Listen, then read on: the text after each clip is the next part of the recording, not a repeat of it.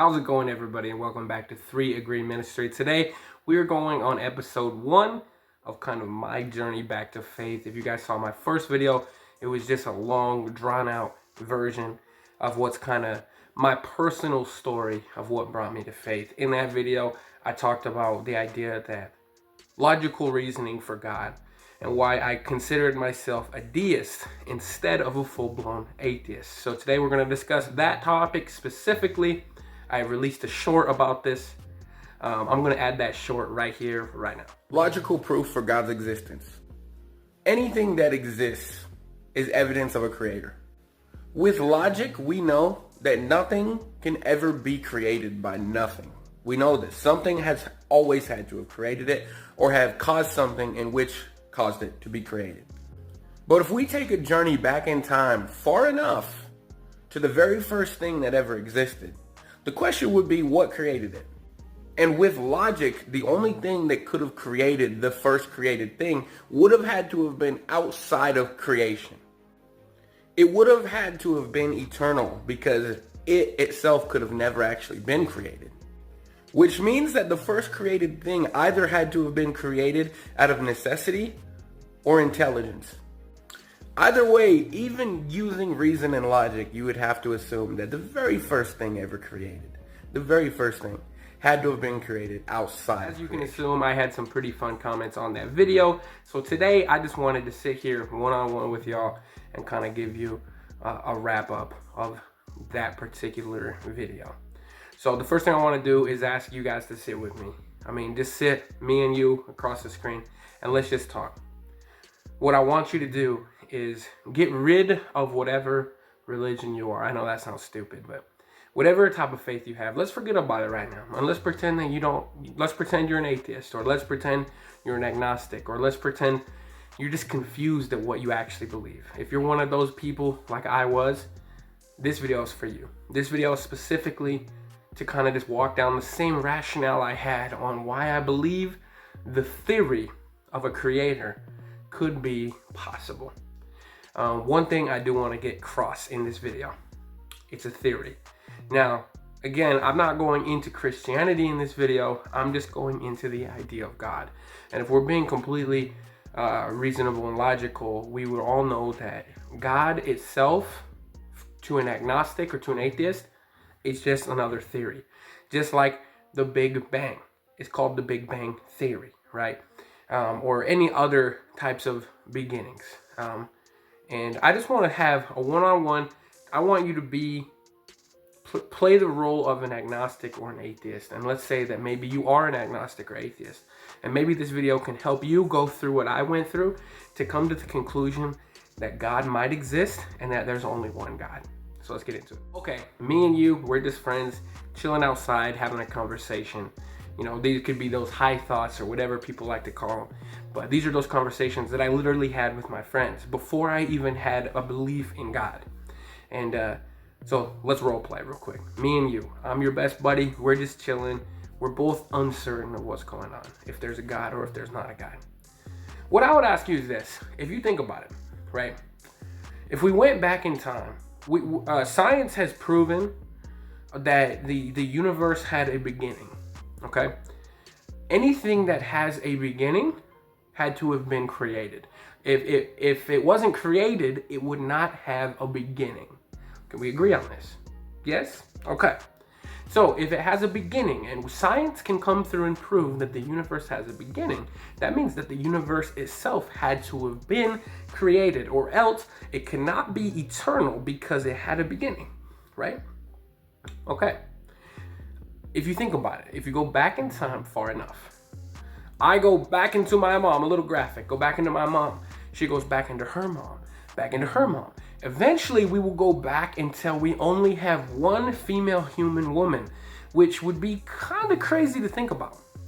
And then let's say that that female woman went back into whatever it was that she came into. If we're going to talk about evolution, that again, evolution is also a theory. It is a theory with good evidence. There's a lot, and here's the thing.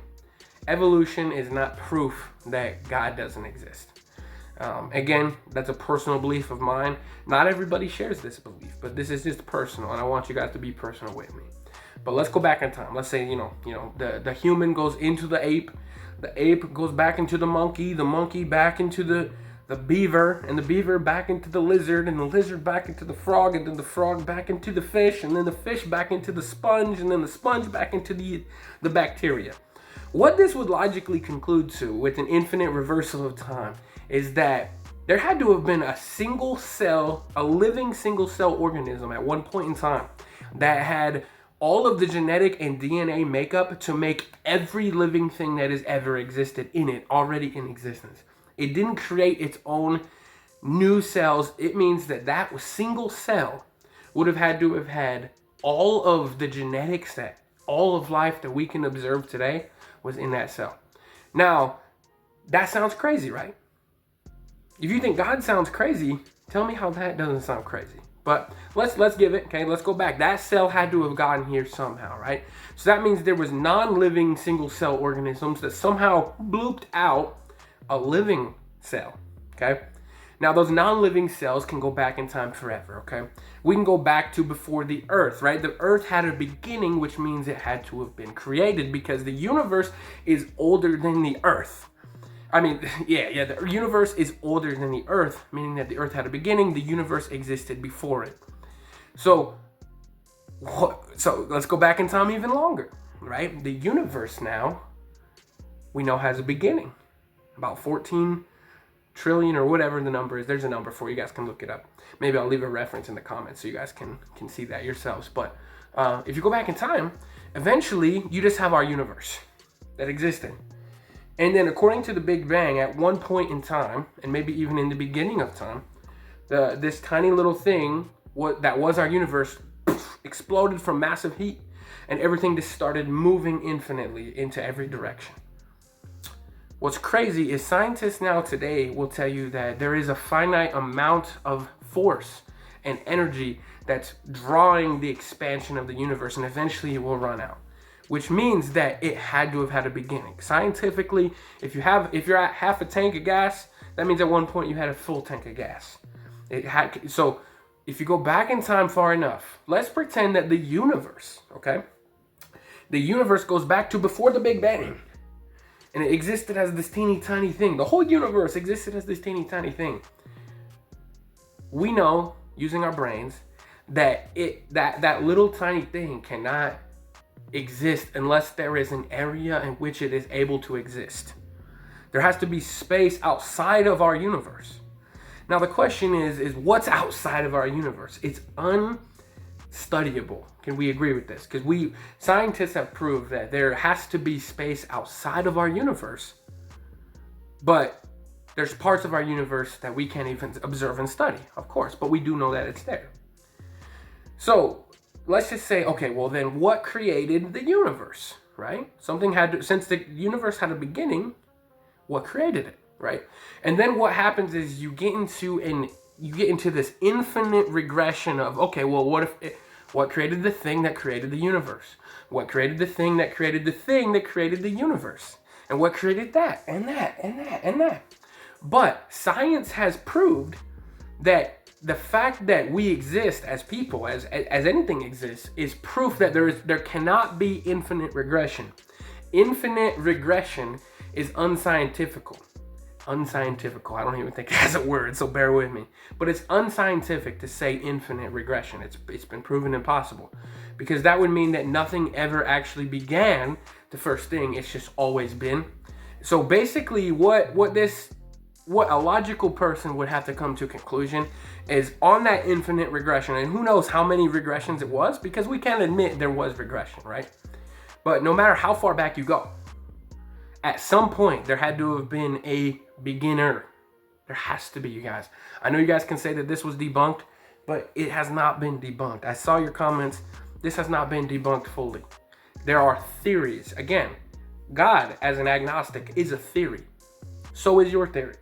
So we're just providing another theory, right? But here's the thing. The first thing that created the first thing. So it had to have been outside of creation. The first created thing that had a beginning, anything that had a beginning, had to have been created. So that means that whatever created the very first thing that ever created had no beginning. It had to have been eternal. It had to have been. And it had to have been outside of creation itself, right? So this force, whatever this is, and if you just want to be one of those people who say, that makes sense, but we'll never know what it is. You know what? I'm cool with that. That is a great answer. That's exactly where I was. But the idea is that whatever that force is could be a concept of God. It doesn't have to be the Christian God, Allah. It doesn't have to be any of them. It just, their concept of an eternal, uncreated thing that has to exist outside of creation, you guys, because if we can observe anything that has a beginning, it has to be created. So at the very least, you have to say that the universe has a creator. And if you go back infinitely, you're going to eventually hit a wall of something that existed eternally. And whatever that thing is what, at this point of when I was a deist, that's God. God is that thing. And the thing is somebody else commented on my video. They said, it doesn't have to be out of necessity or out of intelligence because things can happen randomly. I agree with that. Those are the three options. Things are created either out of intelligence, necessity, or randomly. But in order for something random to happen, there would have had to have been processes that happened in order for this random event to attack. So if nothing existed at all, you couldn't have a random form of processes that come together to actually create that. So that option's not out the window. So we either have out of necessity, which even it's kind of, if the universe existed out of necessity, that kind of goes hard. Or it's intelligence. And to see the fine tuning of our universe, that if gravity was off by even the fraction of a little bit, we couldn't exist. People couldn't exist. Earth couldn't exist. Pretty much everything you see is on the tiniest blade's edge of not existing. It happened to be perfect. This event that happened, that created the first thing, did it perfectly. If it wouldn't have been exactly as it is, we couldn't exist. Which means that this intelligent, in my opinion, this is where my opinion comes in, but this intelligent, eternal, uncreated thing did it perfectly. Now, the chances of that are literally out of this world, to make a pun. And that force, whatever it is, whether you believe it's personable, whether you believe in any of that, the point is that force is creator, and that is a concept of God, something that's outside of creation, something that is eternal, something that is intelligent, that doesn't happen randomly, and it was perfect. At the very least, you guys, whether you come to the same conclusion that there's logic for God's existence, whether you come to that same conclusion, we should all be grateful that we exist, because the odds of us existing are as close to zero as you can be. 0.0 repeating infinitely until you finally hit a 1 somewhere. That is the odds of you being here. And we can talk about odds of being here just in general, but the odds of any of this are not logical. And I guess I'll leave you with this. If the universe really did come from nothing, which some people try to say it did, and I'm not talking, and there's going to be straight atheists who say, this is debunked, this is all this, fair, whatever. You guys can say that. I haven't seen anything convincing to me personally. Now, the thing is whether God's convincing to you or not, that's okay. That's on you. I'm cool with that, you guys. I'm super chill with you. But what I would say is, what to you is more reasonable? An intelligent, outside of creation, eternal force of some kind created this perfect mistake? It wouldn't be a mistake in that case. But this perfect happenstance? Or nothing created it? Because if there's one thing science has proved, is that nothing has ever come into existence from nothing. So if you think nothing, then I'd question that. You have more faith. To think that we came from nothing requires more faith than to think that we came from something intelligent. And that's where I stood. And I wanted to share my story, and my random friend-to-friend back porch BS is what I wanted to share with you guys. And hopefully that will hit you guys and resonate with you. I appreciate you guys. Leave a comment down below whether you agree or disagree. I love you all. And I hope that you kind of go on this journey with me. This is episode 1 on kind of the steps that kind of brought me into faith. So again, it doesn't work for everybody. It worked for me. And basically my hope right now is that it will go for you. I'll pray for all of y'all. I'll talk to you later. Peace out.